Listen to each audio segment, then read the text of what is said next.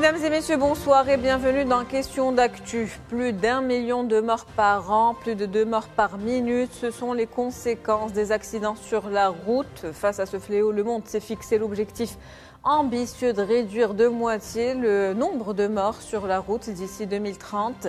Cette semaine encore, à l'occasion de la 4e conférence ministérielle mondiale sur la sécurité routière, l'OMS a appelé à nouveau à une mobilisation mondiale pour sauver des vies. Cette conférence a abouti à l'adoption de la déclaration de Marrakech. Plusieurs mesures ont été également adoptées pour transformer les routes en des espaces plus sûrs. Il y a eu également le lancement du prix international Mohamed VI pour la sécurité routière. Quel plan d'action pour une sécurité routière durable? On en parle ce soir dans ce question d'actu avec Monsieur le ministre, Monsieur Samad Rioux, ministre du Transport et de la Logistique. Bonsoir et merci d'être avec nous. Bonsoir Madame, bonsoir aux téléspectateurs. Merci d'avoir accepté notre invitation avec nous également, Monsieur le ministre Ramon Javello Valéry. Vous êtes ministre malgache des Transports. Bonsoir et merci d'être avec nous. C'est avec plaisir, bonsoir et je salue également les téléspectateurs qui nous suivent. Merci d'être avec nous. Alors, je commence avec vous, Monsieur le ministre. Monsieur Rioux, quelles sont les principales mesures concrètes prévues dans cette déclaration de Marrakech qui a été adoptée à l'occasion de cet événement, donc de cette 4e conférence ministérielle mondiale sur la sécurité routière? Je le disais en préambule, 2 morts par minute, plus d'1 million de morts par an, ce qui est un chiffre énorme.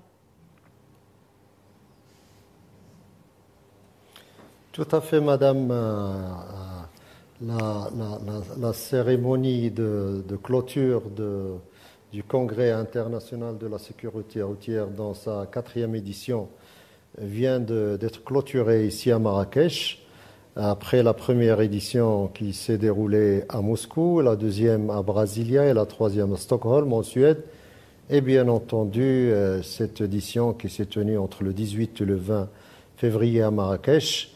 Bien sûr, cette édition a été un peu spéciale, surtout par l'attribution du haut patronage de Sa Majesté le Roi à cette édition et surtout l'attribution par Sa Majesté le Roi, que Dieu le glorifie, de ce prix Mohamed VI pour la sécurité routière qui a donné une impulsion aux travaux de recherche dans les différents panels, aussi bien ministériels que des experts internationaux de la question de la sécurité routière, qui ont débattu pendant 3 jours dans un climat de sérénité et de responsabilité, et aussi de questions intenses sur le comment arriver à réduire de 50% à l'horizon de 2030 le nombre de tués sur nos routes de 50%.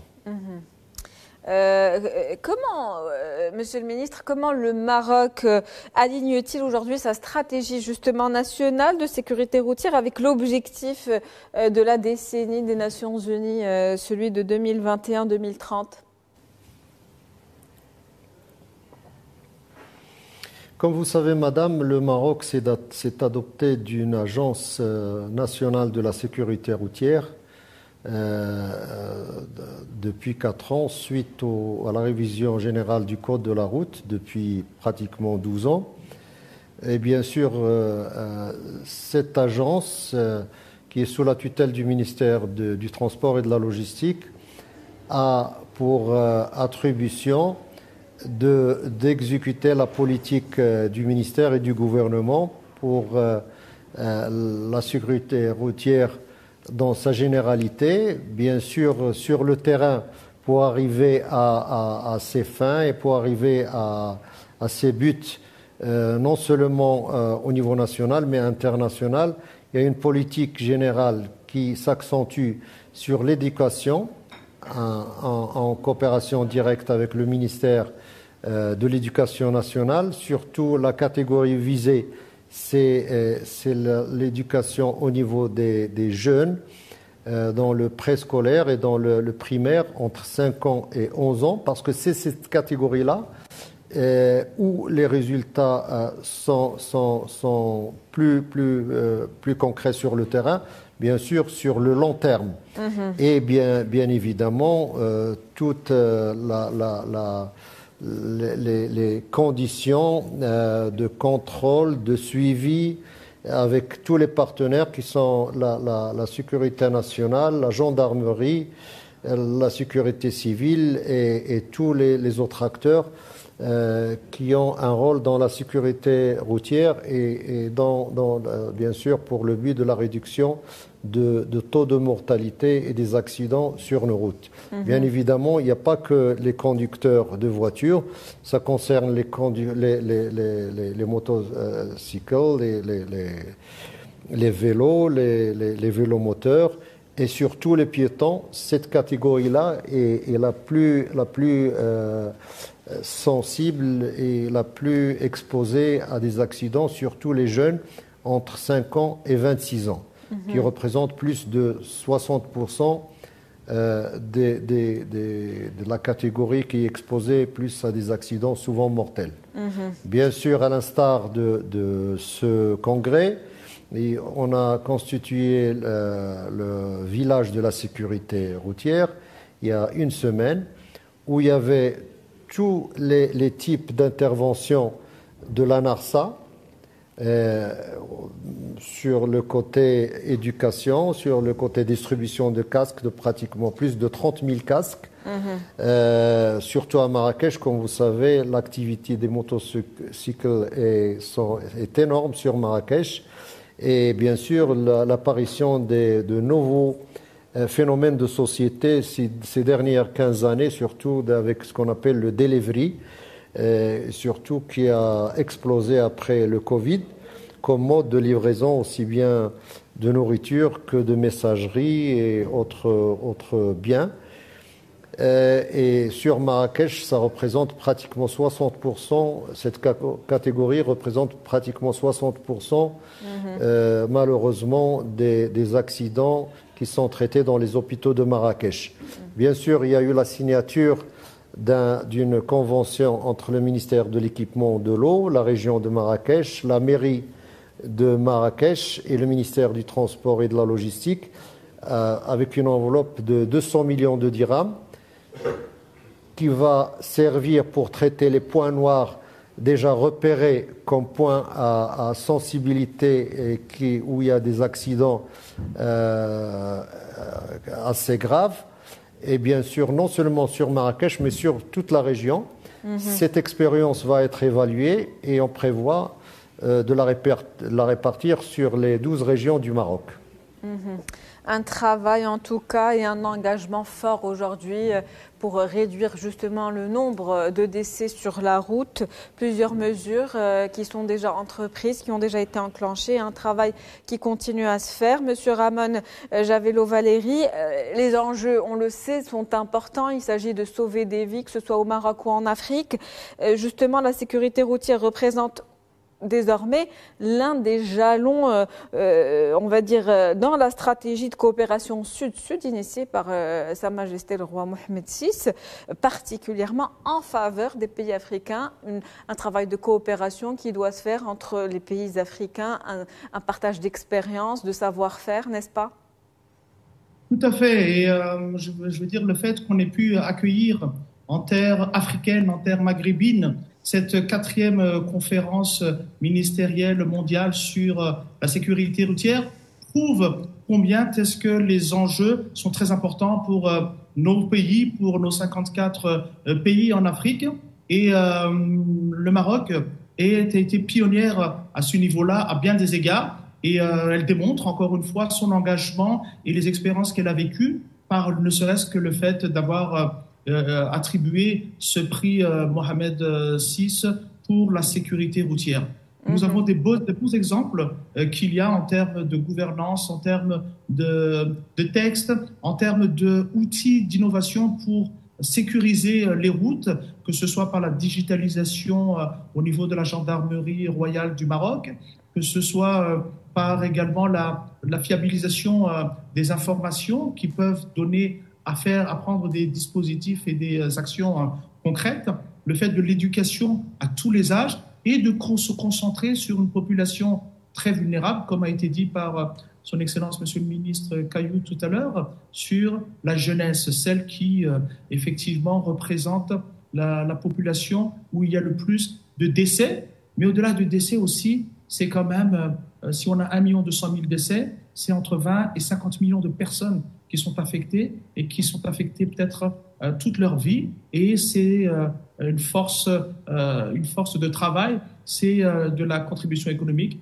qui ne fait que baisser parce que ça contribue jusqu'à, dans certains pays, 7% du PIB à travers ces accidents-là et ces décès qui sont affectés dans des pays qui sont déjà très vulnérables.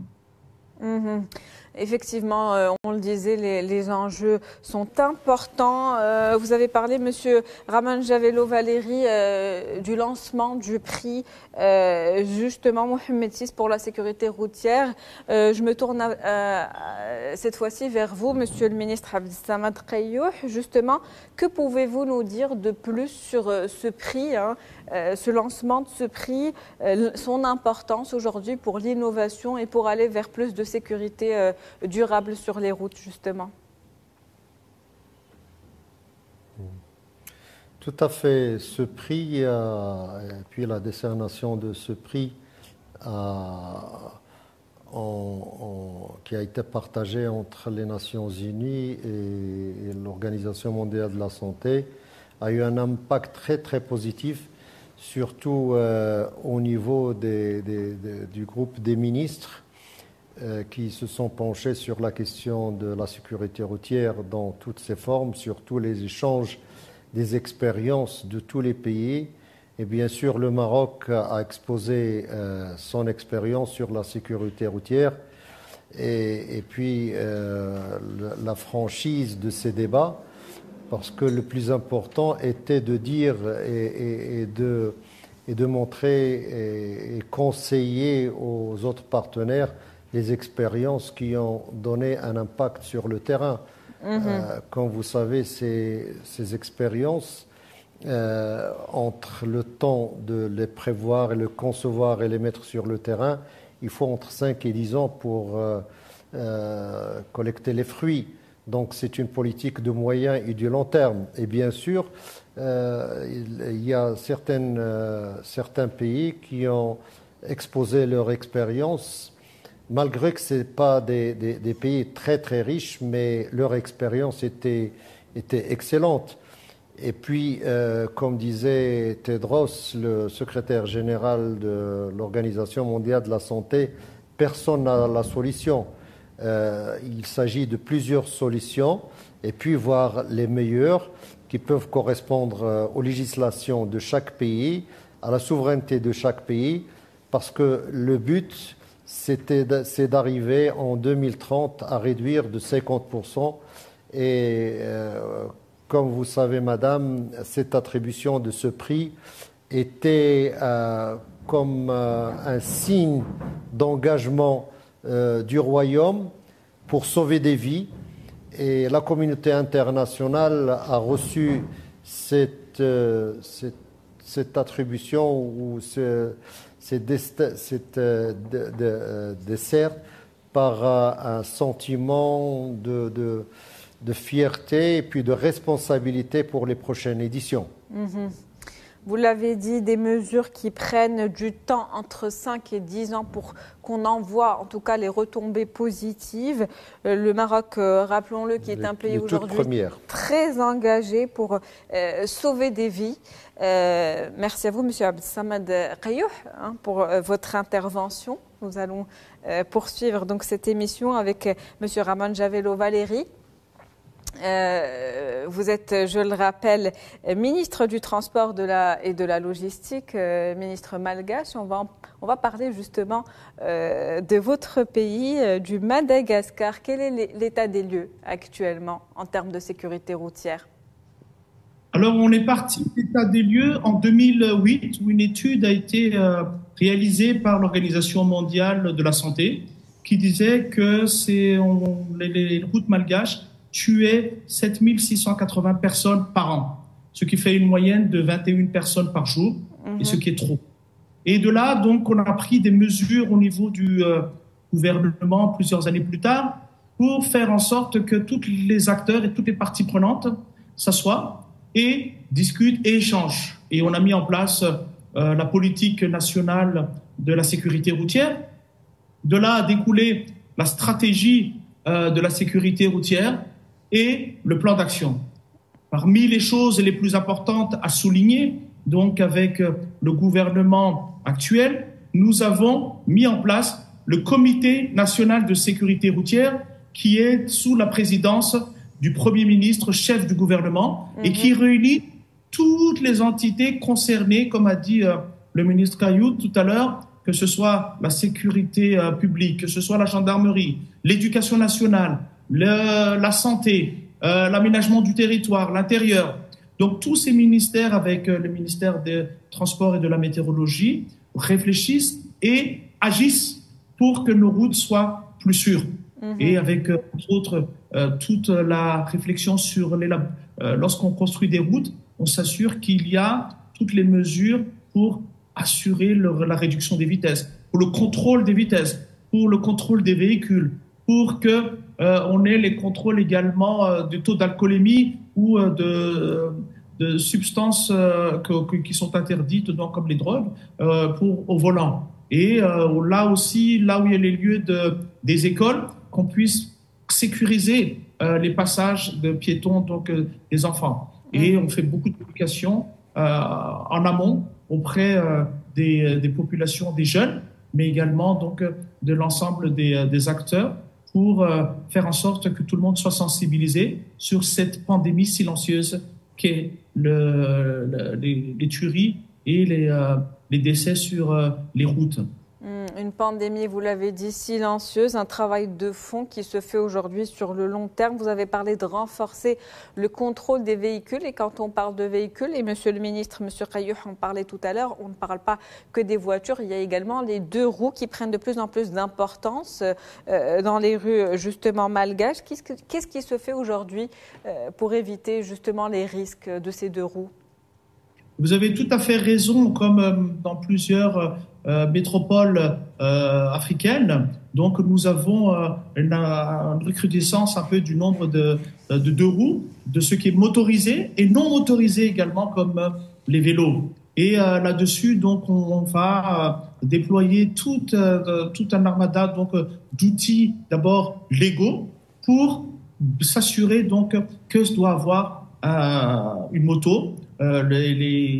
Comment dirais-je, le minimum en termes de sécurité donc de ces véhicules-là, de ces véhicules à deux roues, mais également pour les vélos. Qu'est-ce que on doit avoir comme port de casque qui soit aux normes des Nations Unies, et également aussi la capacité de pouvoir conduire ces motos, quelle que soit la puissance de ces motos-là. Et donc, il va y avoir un effort particulier qui va se faire dans les prochains mois, dans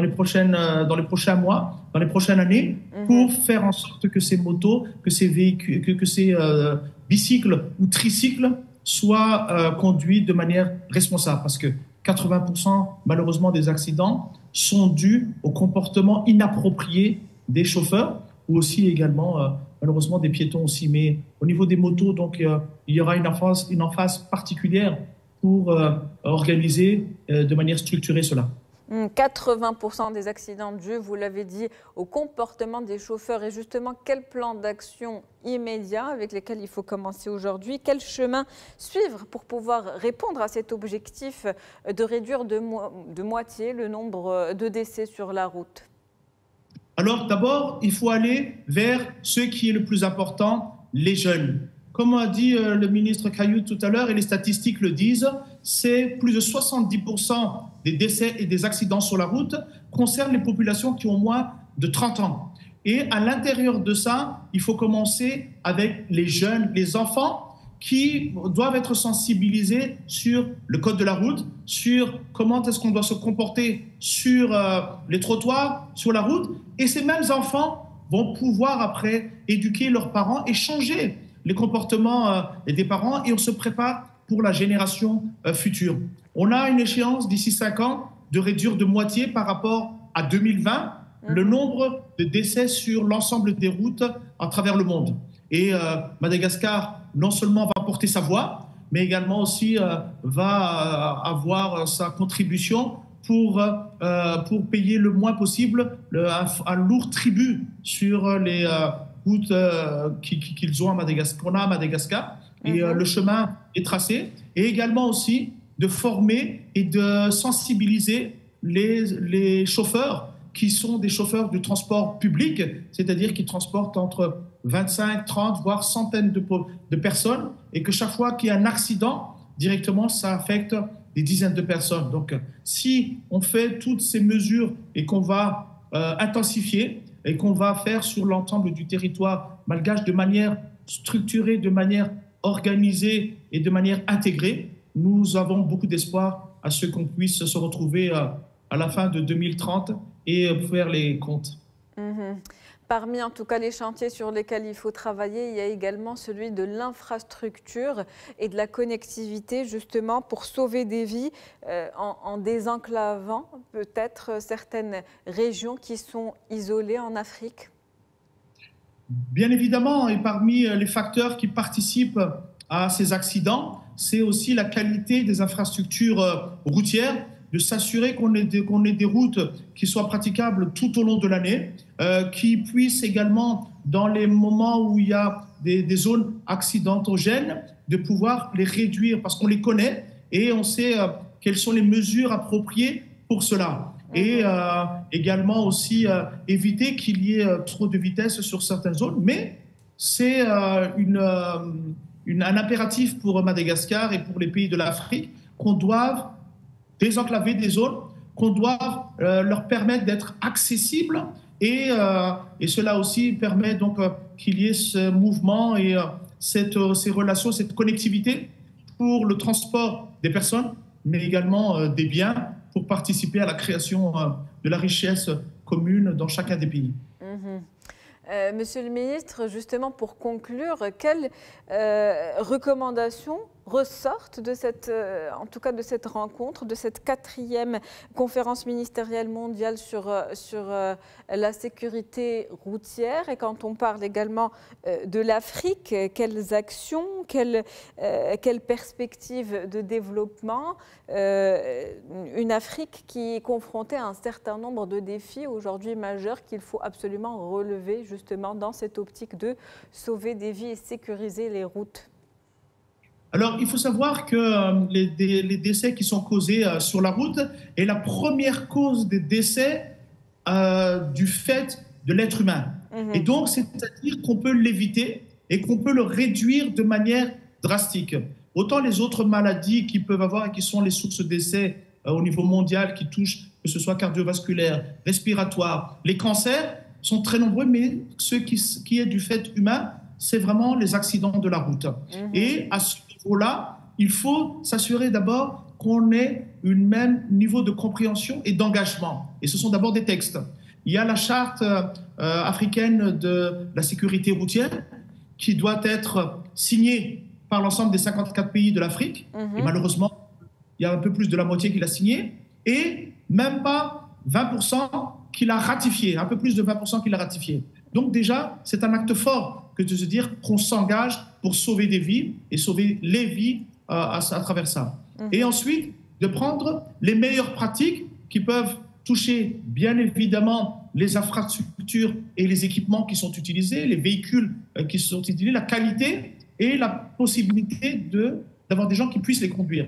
Et ensuite, on a la formation, la sensibilisation et tout ce qui peut être en amont pour pouvoir donner l'importance aux gens qu'au-delà des décès aussi, c'est les personnes qui peuvent être affectées de manière permanente et qui peuvent avoir leur vie et la vie des leurs également affectée par une personne qui n'est plus capable de pouvoir travailler. Et donc, en ayant cet esprit de sensibilisation, d'électrochoc et même de faire peur, ça peut avoir les effets escomptés. Et puis après, bien sûr, la prise en charge des accidents, parce que les premières heures après un accident peut encore sauver beaucoup de vies, et la relation avec aussi bien la santé que les personnes et les entités en charge des assurances est très importante dans l'ensemble du dispositif pour lutter contre le nombre de décès qu'il y a sur les routes africaines.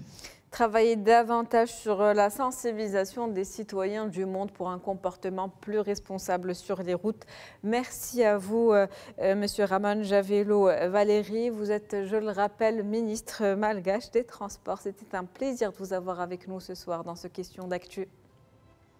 Plaisir partagé, merci beaucoup, et nous espérons donc encore une fois que tous ensemble, parce que c'est une affaire de tous, on puisse faire réduire de manière drastique le nombre de morts sur les routes africaines. Merci beaucoup. Travailler ensemble pour un meilleur avenir. Il y avait avec nous également M. Abdessamad Khayouh, ministre du Transport et de la Logistique du Maroc, qui a dû nous quitter en milieu d'émission.